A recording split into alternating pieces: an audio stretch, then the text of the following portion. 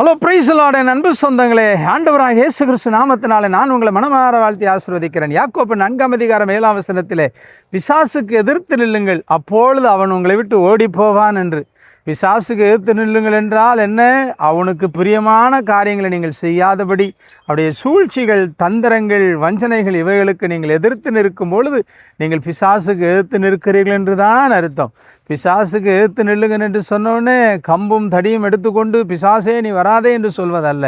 பிசாசனுடைய கிரியைகளாகிய பொறாமை, பெருமை, மேட்டிமை, கோபம், வைராக்கியம், எரிச்சல் இப்படி போன்றதான மாம்சிக சுபாவங்களுக்கு நீங்கள் எதிர்த்து நின்றாலே பிசாசுக்கு எதிர்த்து நிற்கிறீர்கள் என்று தான் அர்த்தம். நீங்கள் அவனுக்கு எதிர்த்து நின்றால் அவன் உங்களை விட்டு ஓடி போவான். பிசாசுக்கு பயந்தால் அவன் தேடி வருவான்.